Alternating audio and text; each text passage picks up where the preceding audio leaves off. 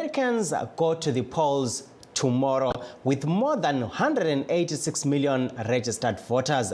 Siqale ngokukhangela imbali yomunye wabaphatheka kukhetho lukamongameli owake waba ngumongameli welemelika umnumzana Donald Trump njalo okubandla le-Republican Party. Asizweni okunengi kuntungameli Nkomo owe Studio 7. Kuhlandla lapho esihlaziya umlando wabancintisa kukhetho lokudinga umongameli lonyaka lamuhla sicubungula okamnumzana Donald Trump eminyakeni eyisitshiyagalolunye kuphela usesole iziphathamandla zebandla lakhe le-Republican Party waliguqula ngendlela ayifunayo njalo wengezelela ukungezwanani ngemibono elizweni lemelika. Intatheli izindaba ye-VOA uTrina Trin usethulela lolu daba ngokuphindela kukamnumzana Trump enkundleni kudaba olutolikwa yimi usithandekile Mhlanga we-Studio 7. The Fox News decision desk can now project that former Vice President Joe Biden umsakazo we-Fox News usungatsho ukuthi owayengumongameli umnumzana Joe Biden usekhethwe ukuba ngumongameli wemelika. Kwakufanele kuphelele lapho kodwa akusabanga njalo ngoba umnumzana Donald J. Trump umongameli wesi-45 kwelemelika wayengafuni ukuvuma ukuthi unqotshiwe. If you count the legal votes, I easily win. If you count ungabala amavoti asemthethweni yimi enginqobayo kodwa ungabala angekho emthethweni bengazama ukusiqila. Kwathi mhla ka-6 ngoZibandlela 2021 umongameli wakhuthaza abasekeli bakhe ukuthi befole baye esigodlweni seCapitol ukwenzela ukuthi iCongress ingemukeli impumela yokhetho. We fight like hell, and if you don't fight like hell, siyalwa kakhulu ungekela ukulwa ngamandla awusoze ube lelizwe futhi. Okwalandelayo ngokungaze kubonakale emelika okwabangela ukuthi umnumzana Trump etheswe amacala okuzama ukuguqula impumela yokhetho ngohlelo lwe-impeachment kabili. Ukuphikelela kwakhe lokungafuni ukuthi ehlulwe kwakungokomuntu owayengafuni ukuthatha inyathelo elijwayelekileyo. I think what you see is somebody who has incredible confidence. Ngibona sengathi lo ngumuntu ozithembayo kakhulu ngombono wakhe. uRuss Bettner lo Susan Craig zintatheli izindaba eziphenya indaba njalo ezaloba ugwalo oluthi Lucky Loser olungancomi indlela umnumzana Trump aphathiswa imali kayise eyenza ukuthi abe yisinothi esisezingeni lamabhiliyone. He has not, since the early 80s, really trusted people who have subject area kusukela ngeminyaka yama-80s kakaze athembe abantu abalobuciko kuhlandla lwendaba ezithile. Uyazama ukubakhulela ukwenzela ukuthi kube lempumela ayifunayo. Izakhiwo zikaMnumzana Trump zazilotshwe ibizo lakhe ngamabala amakhulu aligolide okwakutshengisa ukuzimisela kwakhe lendlela azibona ngayo. Nanko amazwi kaNkosazana Craig. He was worth $200 million when he would talk. It was an interview he gave to the New York Times, and that grew to $1 billion. Wayevele selemali efika izigidi ezingamakhulu amabili zamadola lapho ekhuluma lentathelini izindaba zeNew York. Kodwa eminyakeni elishumi eyalandelayo watshela abe 60 minutes ukuthi kwakungamadola ayibhiliyoni eyodwa. Wayesevame ukukhuluma okuchiyeneyo. Umnumzana Trump waba intshantshu ekutheni abantu bemnanzelele lokuthi abe lodumo njengosomabhizimusi abantu bengasebenza laye bephumelele. Wenza izigidi lezigidi zamadola ngebizo lakhe kodwa lanxa wayephumelela kwakukhona okungalunganga. Amankampani akhe aqala ukubhidlika njalo abhaliswa ngokusemthethweni ukuthi awasela mali. Indawo zakhe zokubheja ezamakhasino lazo zalahlekelwa imali avalwa wonke. Kodwa wathutsha ngohlelo lukamabonakude olwe-The Apprentice olwaba lodumo. Ladies and gentlemen, I am officially running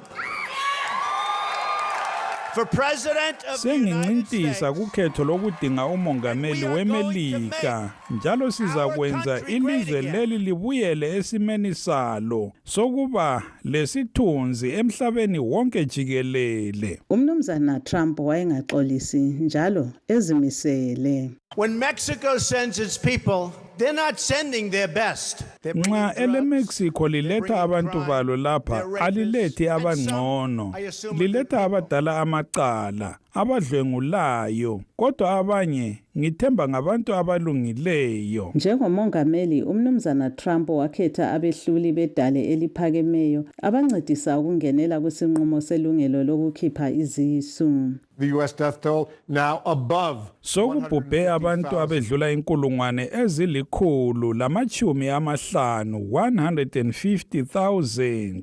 Ekuqaleni komnyaka ka-2020 umkhuhlane we-COVID-19 walinga umnumzana Trump wancedisa ukuthi kulungiswe masinyane imithi yokulwisana lalo mkhuhlane, kodwa watshela ingcwethi kwezempilakahle ukuthi kufanele abantu bemukele umjovo womuthi we-bleach ukubulala leli gciwane.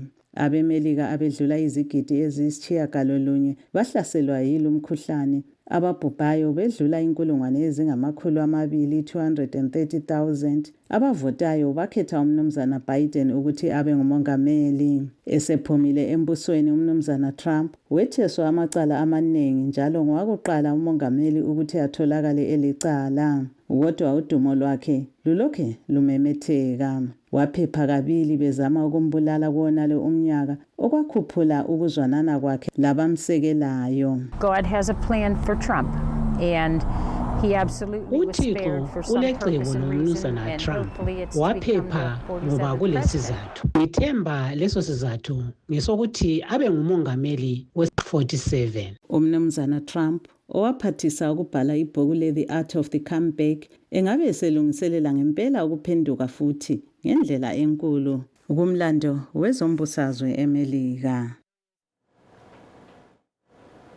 Timbotarisa nhoroondo yevachange vachikwikwidza musarudzo yemutungamiri weAmerica vakamirira bato reDemocratic Party amai Kamala Harris. Jonga Kandemiri anotsanangura. Vachibva kune rimwe dunhu remuAmerica rine vanhu vakasiyana-siyana vanotambira maonero namafungiro akasiyana vari kumirira Democratic Party musarudzo yemutungamiri wenyika amai Kamala Harris vakafamba nzira yezvematongerwo enyika pakati pekuve munhu anoona kuti mutemo wateerwa here nekuve munhu anofunga nezveshanduko yemberi. Mutori wenhau weVOA Matt Dibble anotipa nhoroondo ino yandinokuverengerai ari kuOakland kuCalifornia. Amai Kamala Harris vachitaura kumusangano mukuru webato ravo weDemocratic National Convention vakati, My mother was a brilliant 5-foot-tall brown woman with an accent. Amai vangu vaiva mudzimai akachenjera, akareba, aine ruvara rwebrown uye aine matauriro akasiyana nevamwe. Nyaya yaamai Kamala Harris inotanga mugore ravakaberekwa ra1964 mumisha yevanhu vakasiyana-siyana yakabudirira yemuSan Francisco Bay Area. Vabereki vavo vaive vabva kure, Shaimala Gopalani aibva kuIndia naDonald Harris aibva kuJamaica vakasangana muBerkeley, California, umo vadzidzi vaviri ava vakasvika kuzodzidza pachikoro chepamusoro-soro cheUniversity of California. Mumakore ekuma-1960 Berkeley yaive nhongonya yekurwira kodzero dzevanhu pamwe nekurwira runyararo. Amai Harris vakati ndangariro dzavo dzekutangisisa ndedzekuendwa navo kumisangano nevabereki vavo vachiri mudiki. Muna 1970 muchato waAnna Harris wakanga waparara. Amai Shaimala Gopalani nevanasikana vavo vaviri vakawana imba yekugara yemuturikidzwa vachibhadhara rent mune imwe nzvimbo yemuBerkeley yaizikanwa nerekuti Flatlands sezvo yaive nzvimbo yakatambarara. Amai Carol Porter ishamwari yaamai Harris yepaudiki. So they lived above the daycare center, above Shelton's daycare, and had a modest 2-bedroom, 1-bath apartment. Saka vaigara muimba yemudurikidzwa pamusoro pekreshi, pamusoro peShelton's daycare. Muimba yaive nemipanda miviri yekurara nemumwe chete wokugezera. Shamwari yeudiki amai Porter vakatanga kusangana naamai Harris panzvimbo yavaimirira mabhazi aivatakura kuenda kuchikoro. We were the second class to desegregate Berkeley Public Schools. Tisu takava kirasi yechipiri kusangana vadzidzi vemarudzi muzvikoro zveveruzhinji muBerkeley. Amai Harris vakaenda kuHoward University, chikoro chepamusoro-soro chine nhoroondo yekutora vadzidzi vechitema vakazoenda kuchikoro chezvemitemo.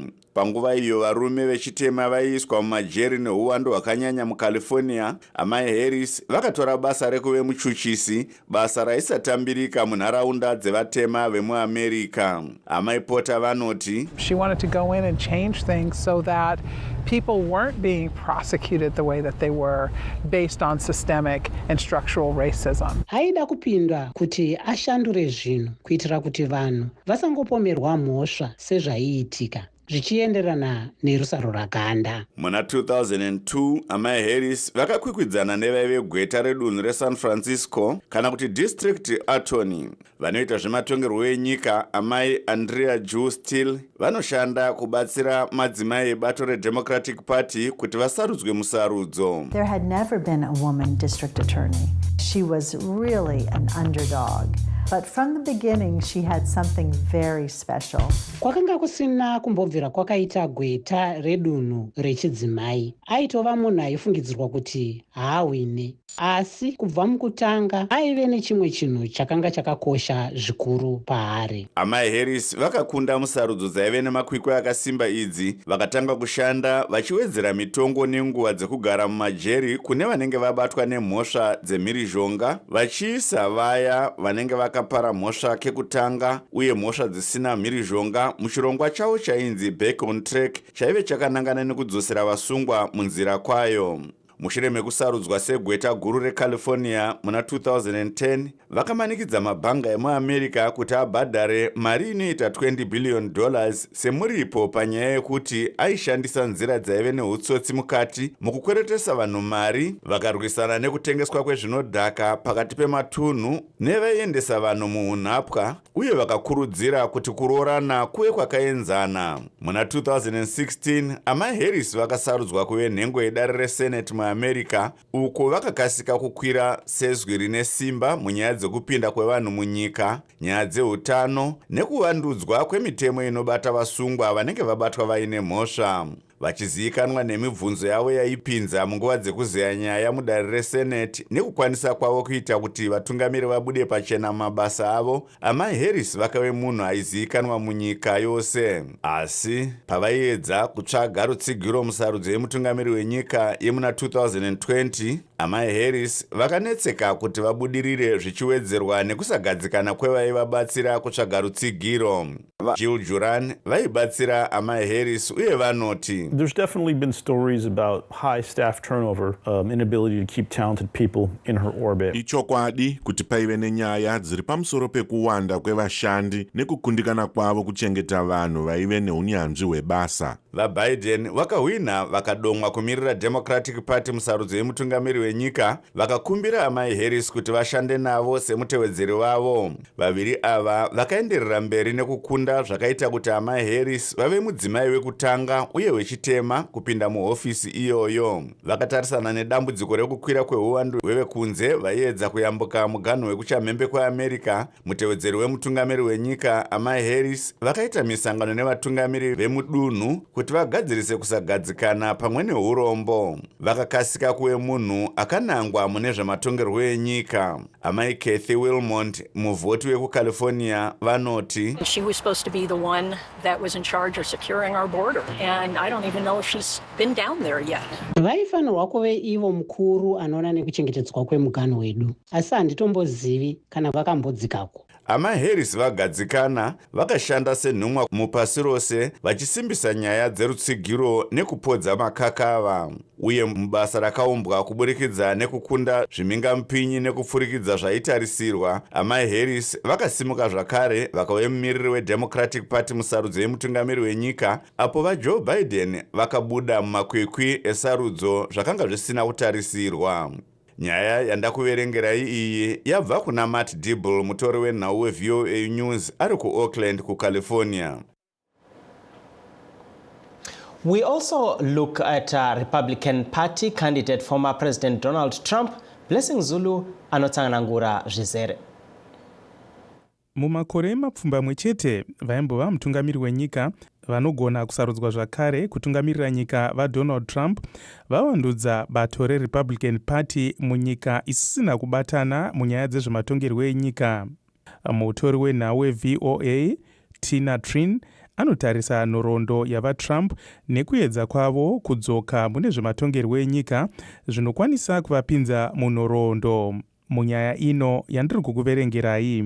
The Fox News decision desk can now project that former Vice President Joe Biden has been elected president. Tinokwanisa kukuudzai iko zvino kuti vaimbova mutevedzeri wemutungamiri wenyika vaJoe Biden ndo vasarudzwa kuva mutungamiri wenyika yeAmerica. Zvinhu zvaitarisirwa kuti zvaibva zvagumira apa vaBiden vopinda havo muhofisi, asi vaDonald J. Trump vainge vari mutungamiri wenyika yeAmerica wechimakumi 45 vakaramba kutambira zvainge zvabuda musarudzo vachiti, If you count the legal votes, I easily win. If you count the illegal votes, they can try to steal. Pakaverengwa mavhota ari pamutemo ndinokunda nyore nyore, asi pakaverengwa mavhota asiri pamutemo vanogona kubirira sarudzo. VaTrump vakakurudzira vatsigiri vavo kuti vasabvumidze dare reCongress kutambira mavhoti zviri pamutemo musi wa6 Ndira 2021. We fight like hell, and if you don't fight like hell, you're not going to have a country. Ticharamba tichirwa pasina kudududza, mukasarwa zvakasimba nyika inosara yave mamvemve. Zvakazoitika apa imhiri zhonga yainge isingafungidzirwe kuti ingaitike muAmerica, zvakapawo kuti dare reHouse of Representatives rivhote kuti vaTrump vabviswe pachigaro kana kuti impeachment. Mutori wenhau webepanhau reNew York Times, Russ Butner, anoti kuramba kwavaTrump kutambira zvavasingade chatove chigariro kumurume agara asingateedzere hake zvinotarisirwa nevamwe. I think what you see is somebody who has incredible confidence. Semafungiro angu munhu asingatyi, ane chivimbo nezvaanofunga kana kuita. Butner naSusan Craig, mumwe mutori wenhau weNew York Times, vakanyora bhuku rinonzi Lucky Loser rinotarisa nzira dzimwe dzisina kunaka dzakashandiswa navaTrump kuti vave shoroma ine mabhiriyoni emadhora akawanda. Butner anoti, He has not, since the early 80s, really trusted people who have subject area expertise in almost anything. He will always overrule them. Kubva kuma-1980 haana kubva ave nechivimbo nevanhu vane unyanzvi mune zvakasiyana-siyana. Anoramba kutambira zvavanotaura, ongoita zvemusoro wake. Zvivakwa zvavaTrump zvakanyorwa zita ravo nemavara makuru egoridhe, kunonzi kuedza kuzvishambadza nekuda kwavo kuti vagare vachirumbidzwa nevanhu. Craig anoti, He was worth $200 million when he would talk. There was an interview he gave to the New York Times, and that grew to $1 billion. Ainge aine mari inosvika mamiriyoni 200 emadhora pane dzimwe nguva dzaaitaura zvinova zvakabuda muhurukuro nebepanhau reNew York Times. Asi mari iyi yakazongokura kusvika pabhiriyoni 1 chete mune imwe hurukuro pachirongwa che60 Minutes makore 10 akazotevera. VaTrump vakaita mari yakawanda nekugona kuzvishambadza semunhu anogona zvebhizimisi uyewo nekushambadza zita ravo pazvivakwa. Asi chisingaonekwe neveruzhinji matambudziko avanombosangana navo. Makambani avo akaenda kumatare katanhatu atadza kubhadhara zvikwereti. Makasino avo akarasikirwa nemari ndokuvharwa. VaTrump vakazvisimudzirazve nechirongwa chavo chepanhepfenyuro chinonzi The Apprentice, izvo zvakavapa mbiri uye mukana mukuru wekuita mari. VaTrump vakati, Ladies and gentlemen, I am officially running for president. Vana baba nana amai, ndiri kukwikwidza musarudzo yemutungamiri wenyika yeAmerica zviri pamutemo uye tichaita kuti nyika yedu ive nechiremera zvakare. Munyaya dzezvematongerwo enyika, vamwe vanoti vaTrump vanounza kusawirirana zvichiwedzerwa nenyaya yavo yekuti America ndiyo inofanira kuva pekutanga pasina kubatsira dzimwe nyika. When Mexico sends its people, they're not sending their best. They're bringing drugs, they're bringing crime. Kana Mexico ichitumira vanhu kuno kwaAmerica, haisi kutumira vane njere. Vari kutumira vanoshandisa nekutengesa zvinodhaka, vanoita zveumbavha, asi vamwe vacho handizivi, vanogona kunge vari vanhu vakanaka. Semutungamiri wenyika, vaTrump vakadoma vatongi vedare repamusoro-soro vatatu avo vakapa kuti mutemo wekutendera madzimai kubvisa nhumbu ubviswe. The US death toll now above 150,000. Vanhu vafa iko zvino vadarika 150,000. muna 2020 chirwere checovid chakava muedzo chaiwo kuna vatrump. VaTrump vakaita havo kuti nhomba dzikurumidze kuwanikwa nekugadzirwa, asi vakambotaurawo mashoko akashorwa nevamwe apo vaita sevaikurudzira vana chiremba kuti vabaye vanhu majekiseni ane jiki kuti auraye utachiona mumuviri wevanhu vainge vachirwara neCovid-19. Apo vanhu mamiriyoni mapfumbamwe vainge vabatwa nechirwere cheCovid-19 uye vanhu vanodarika zviuru 230 kana 230,000 vafa.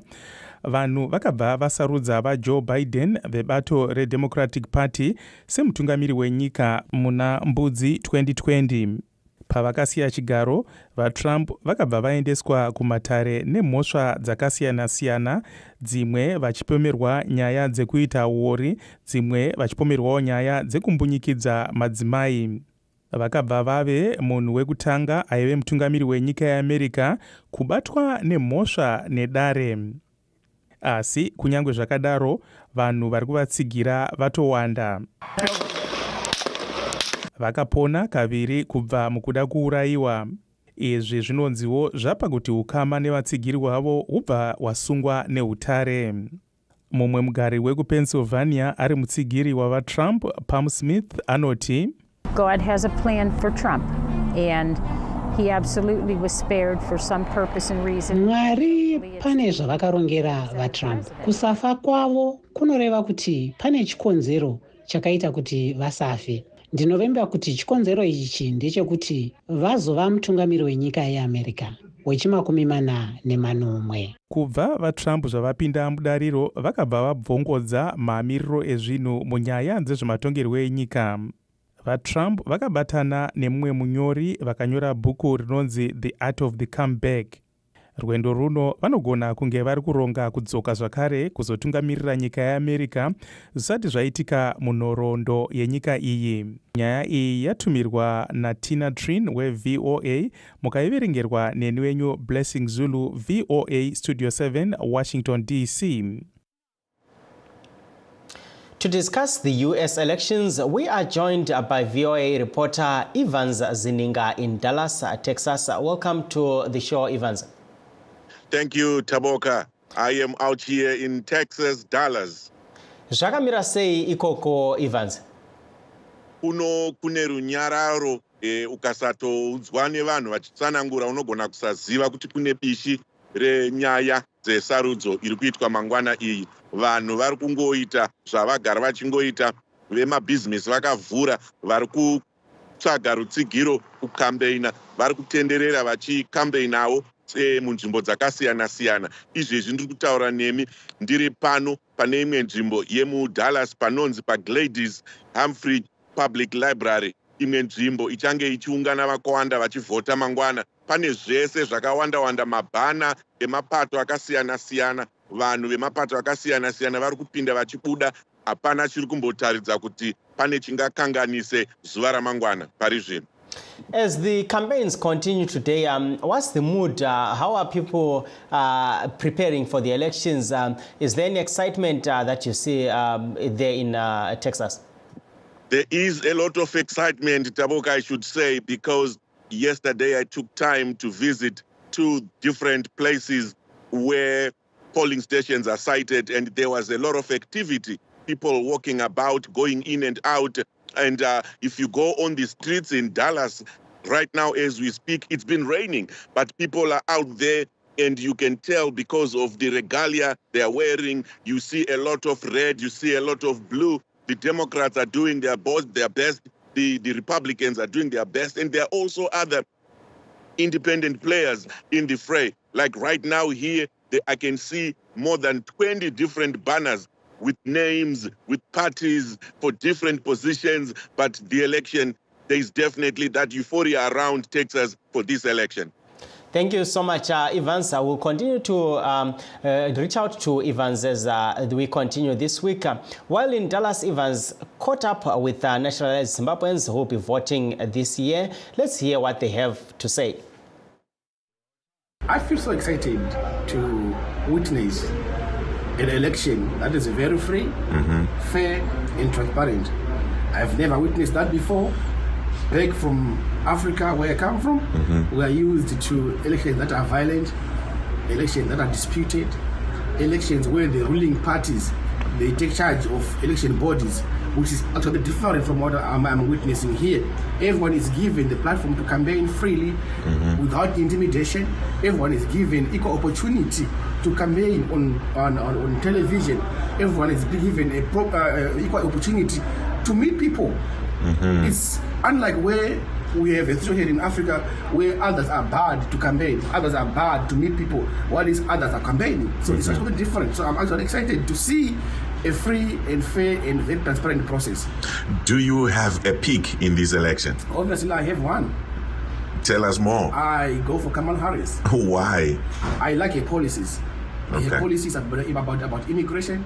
Her policies about, when one wants to buy a house, she said she'll give you 20,000 as down payment. Her policies are pro-poor.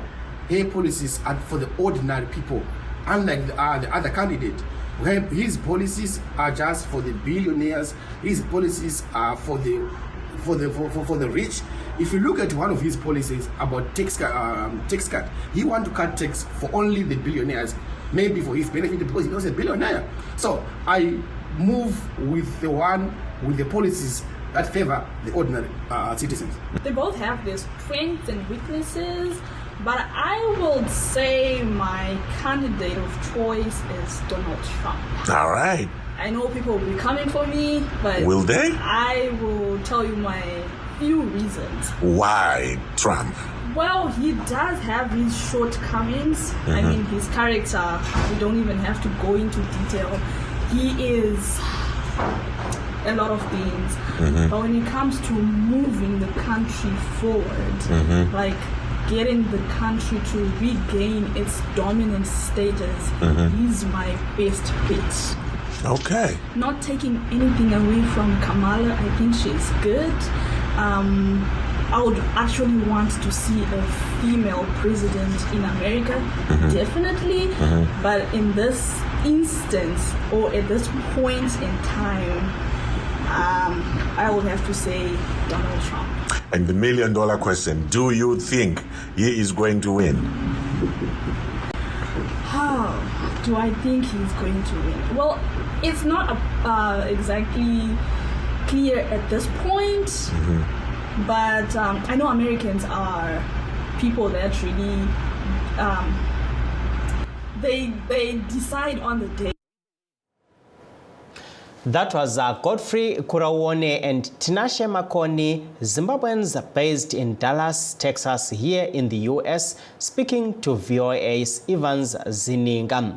Remember, kusasa kuzakuchekela phambili ke lapha eMelika abantu besiyavota, sikhangelele ukuthi abantu bazaphuma ngobunengi, lalo basikwazi ukuthi abanengi asebenelisa ukuthi bavote, njengoba abanye bebethumela ke amavota abo besebenzisa izincwadi, abanye benelisa ukuthi bahambe bayavota usuku lokuvota lungakafiki. Sizaqhubekela phambili ke silipha okwenzakalayo kusasa kuze kuyefika ke ngoLwesihlanu ngodaba lokhetho lolu. Lingakhohlwa ukuthi lizaqhubekela phambili lithola ke imibiko evela kithi ngalolu daba.